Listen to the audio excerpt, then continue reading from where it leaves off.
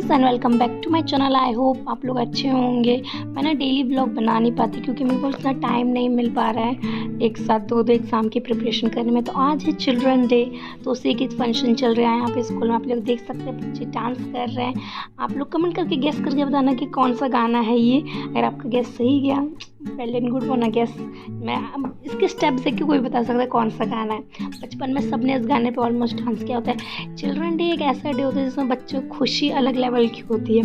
क्या children day आज हमें टीचर डांटेगा नहीं और टीचर हमें कुछ भूलेगा नहीं, ऐसा कुछ होता है। टीचर्स डे पे तो बहुत कुछ करते हैं बच्चे, लेकिन चिल्ड्रन डे पे क्या हम उतना कर पाते हैं बच्चों के लिए? आप लोग कमेंट करके बताइएगा, क्योंकि टीचर्स के लिए ना उनका प्यार अलग है और हमारा बहुत टीचर्स करते हैं बच्चों को प्यार। मैं ये नहीं कह रही, लेकिन बहुत ऐसे भी होते हैं जो शो नहीं करते हैं स्कूल मैनेजमेंट की वजह से, या फिर उनकी खुद के पर्सनल इशू हो या फिर कुछ भी हो, शो नहीं करते। बट ऐसा नहीं होना चाहिए। तो यहाँ पे मैं बच्चों की खुशी के लिए ले आती हूँ एक छोटे छोटे कपकेक्स।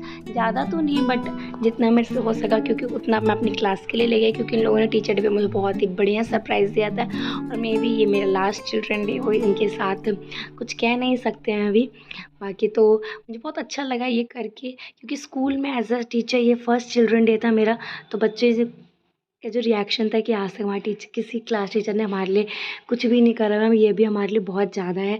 तो मुझे बहुत अच्छा लगा ये सुन के। एज अ टीचर जब आपको बच्चों से प्यार मिलता है ना तो बहुत बढ़िया लगता है। तो इसके बाद मैं हो जाता है लंच टाइम, मतलब पीरियड्स लेने के बाद तो रिकॉर्ड नहीं कर पाया। तो लंच में मैं पहले लेके गई थी पास्ता, जो कि सुबह बनाया था, आयुष के लिए बनाया था। तो मैं सोचा मैं अभी ले चलती हूँ, क्योंकि मैं लेट हो रही थी तो मैंने खाना नहीं खाया।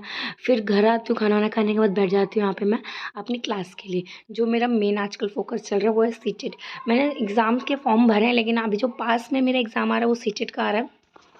यहाँ पे मैं एसएसटी पढ़ रही हूँ। मेरा हिस्ट्री का एक चैप्टर रह रहा था, वो मैं हिस्ट्री का एक चैप्टर कंप्लीट कर रही हूँ। गाइस मैं आपको बता दूँ कि मैंने कोई भी कोर्स नहीं लिया है। ये मैं एक फिज़िक्स एमपी वाला करके कुछ यूट्यूब चैनल है, उसमें से मैं हिस्ट्री की क्लास ले रही हूँ। उसमें आपको 6, 7, 8 की कंप्लीट एनसीईआरटी मिल जाएगी। आपको कहीं जाने की ज़रूरत नहीं है। तो यहाँ पे मैं क्लास ख़त्म करती हूँ अपने। उसके बाद आयुष ने बोला उसे गोलगप्पे खाना है, मम्मी है नहीं घर पे, तो अभी सारा काम मुझे ही करना पड़ रहा है। और सोनाली तो मेरी हेल्प करती ही करती है, लेकिन जो मोस्ट ऑफ द चीज़ें करना पड़ रहा है यहाँ पे, उसके लिए गोलगप्पे निकाल लेती हूँ। गोलगप्पे निकालने के बाद यहाँ पे बनाने लग जाती हूँ मैं सब्जी। गाइस पता है कि आप कितना भी पढ़ लें, लेकिन जो काम है घर का वो तो आपको करना ही पड़ेगा, नो मैटर आप कहाँ पर हो, ससुराल में हो, मायके में। तो यहाँ पे मैं फिर बनाने लग जाती हूँ रोटियाँ। पहले मुझे ना रोटियाँ बनानी नहीं आती थी कि गोल रोटी एक्चुअली होती कैसी है। मैं सोचती थी मम्मी क्या है यार, मम्मी को ये जवाब देती थी मैं, अरे मम्मी बना लूँगी देख लूँगी। लेकिन धीरे धीरे टाइम के साथ कहते हैं ना, अपने अंदर चेंज लाना पड़ता है। वही प्रकृति का नियम है, जो चेंज लाता है वही सर्वाइव करता है, जो चेंज नहीं लाता वो सर्वाइव नहीं कर पाता है। तो इसका ही जीते जाते हैं। एग्जाम्पल एक ह्यूमन बीइंग भी अगर वो चेंज अपने अंदर नहीं लाएगा तो भूखे रह जाएगा। जैसे मम्मी है नहीं घर पे, तो अगर मेरे को रोटी बनानी नहीं आएगी तो घर पे क्या है, सब भूखे रह जाएंगे। तो अपने अंदर चेंज लाना पड़ता है। अब पर हर एक, मैं डेली क्या करती हूँ, जब मैं रोटियाँ बनाती हूँ ना, मैं अपनी जो ईवीएस की क्लास है उसको स्टार्ट करके रख देती हूँ। मैं अभी सीटेट पेपर फर्स्ट भी दूँगी, थोड़ा और स्कोर इंक्रीज़ करने के लिए। बाकी ज़रूरत है नहीं, लेकिन वो अपनी सेटिस्फेक्शन के लिए मैं दूँगी, इसलिए मैं उसकी पेडोलॉजी जो होती है वो मैं स्टार्ट करके रख देती हूँ और यहाँ पे कानों में सुनती रहती हूँ, क्योंकि मैंने पढ़ रखा है तो बस मुझे रिवाइज़ करना है। खाना पीना हो चुका है, अब रात को पढ़ने का टाइम आ चुका है, जहाँ पे मैं अपने बचे हुए टॉपिक्स कंप्लीट करूँगी। जो आज मेरा टारगेट था, हिस्ट्री मैंने दिन में अपनी कंप्लीट कर ली थी और उसके बाद मैंने ट्यूशन व्यूशन पढ़ाया है। और अब मुझे ज्योग्राफी कंप्लीट करनी है 6th क्लास की, और कुछ हद तक 7th क्लास की करनी है मुझे कंप्लीट। तो यहाँ पे देख सकते हो मैं अपने बैठ जाती हूँ नोट्स लेके पढ़ने के लिए। मेरी आदत है गाइस, मैंने जब तक नोट्स नहीं बनाती हूँ मेरे से पढ़ा नहीं जाता। मैं कितने भी वीडियो देख लूँ तो मैं वीडियो को ऑलमोस्ट 2x की स्पीड पर देखती हूँ और नोट्स बनाती हूँ, और फिर नोट्स में से मैं पढ़ती हूँ। तो यहाँ पे मैं अपने चैप्टर्स के नोट्स बना चुकी हूँ। मैं 6th क्लास के नोट्स जो हैं उनको मैं रिवाइज़ कर रही हूँ। आप भी कर सकते हैं ऐसे। मैं ना मेन पॉइंट लिखती हूँ, बिल्कुल टू द पॉइंट एकदम। ये नहीं पूरा पैराग्राफ लिख रही हूँ, क्योंकि पूरा पैराग्राफ लिखाऊंगी तो फिर मुझे बाद में रिवाइज़ करने में दिक्कत होगी, इसलिए मैं मेन पॉइंट लगाती हूँ। यहाँ पे मेरी ज्योग्राफी 6th क्लास की ख़त्म हो जाती है। उसके बाद मैं थोड़ा सा ब्रेक लेती हूँ। ब्रेक लेने के बाद मैं यहाँ पे दोबारा लग जाती हूँ अपनी 7th क्लास की ज्योग्राफी के कुछ चैप्टर्स पढ़ने के लिए।